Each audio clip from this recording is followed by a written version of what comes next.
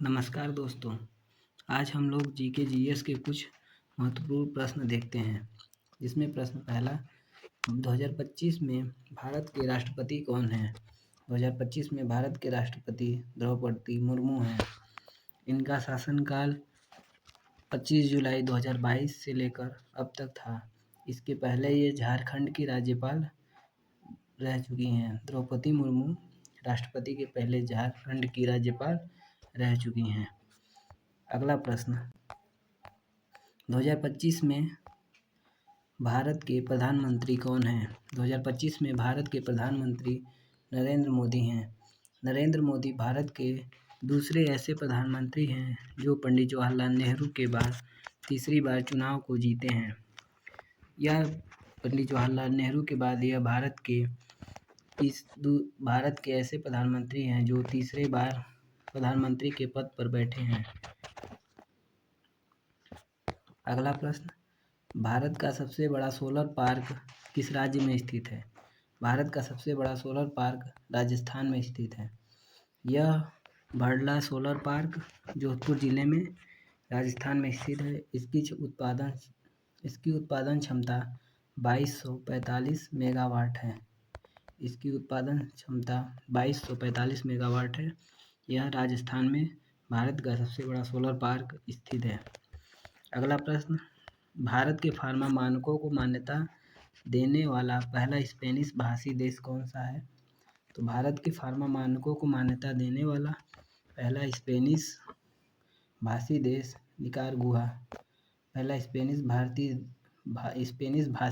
Nicaragua है। यह भारत के फार्मा मानकों को मान्यता दिया था। अगला प्रश्न, 2025 में G20 शिखर सम्मेलन की मेजबानी कौन सा देश कर रहा है? तो 2025 में G20 शिखर सम्मेलन की मेजबानी दक्षिण अफ्रीका कर रहा है।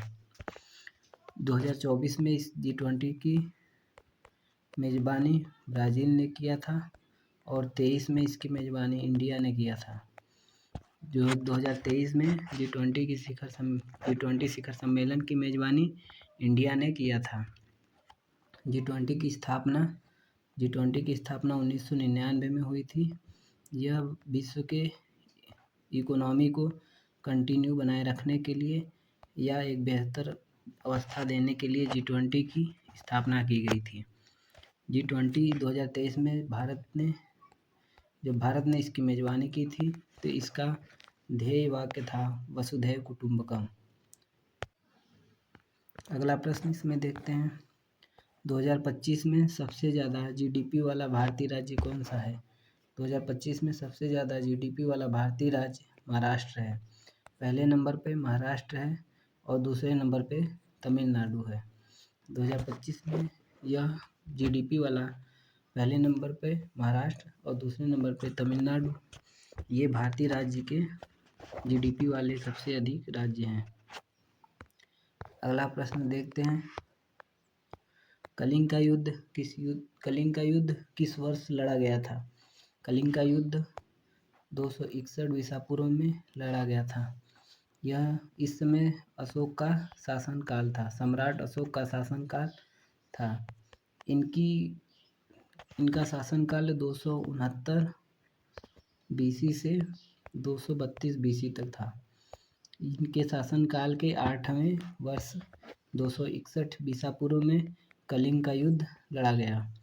इस युद्ध में बहुत सारे लोगों की जानें गईं, जिसकी वजह से अशोक का हृदय परिवर्तन हो गया और इन्होंने इस युद्ध के बाद बौद्ध धर्म को अपना लिया था।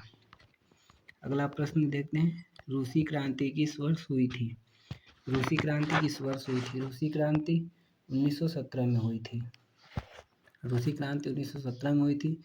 जब फर्स्ट वर्ल्ड वार ख़त्म हुआ उस समय रूस की हार हो गई जापान से, जिसकी वजह से सामाजिक और आर्थिक स्थिति बिगड़ने लगे, जिसकी वजह से वहाँ की जनता ने वहाँ के राजा के प्रति आंदोलन कर दिया और वहाँ पे ये क्रांति हो गई। 1917 में रूसी क्रांति हो गई थी।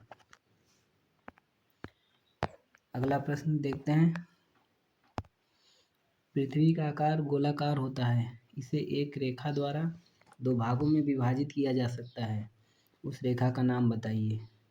पृथ्वी का आकार गोलाकार होता है, इसे एक रेखा द्वारा दो भागों में विभाजित किया जा सकता है, तो उस रेखा को हम भूमध्य रेखा कहते हैं। उस रेखा को हम भूमध्य रेखा कहते हैं। अक्षांश पृथ्वी के ऊपर की लाइन भूमध्य रेखा के ऊपर या नीचे की लाइन को अक्षांश कहते हैं। भूमध्य रेखा को हम 0 डिग्री लाइन भी कहते हैं। अगला प्रश्न देखते हैं। पुरस्कार विजेता फिल्म स्लम डॉग मिलियनेयर निम्नलिखित में से किस निर्देशक द्वारा निर्देशित किया गया? पुरस्कार विजेता फिल्म स्लम डॉग मिलियनेयर निम्नलिखित में से किस निर्देशक द्वारा निर्देशित किया गया? Slum dog millionaire Danny Boyle द्वारा निर्देशित किया गया था। स्लम डॉग मिलियनेयर एक अंग्रेजी भाषा की फिल्म है। यह एक अंग्रेजी भाषा की फिल्म है। इसे निर्देशित स्लम डॉग मिलियनेयर को निर्देशित डैनी बॉयल ने किया था। आप सभी को धन्यवाद दोस्तों। अब हम मिलते हैं अगली क्लास में।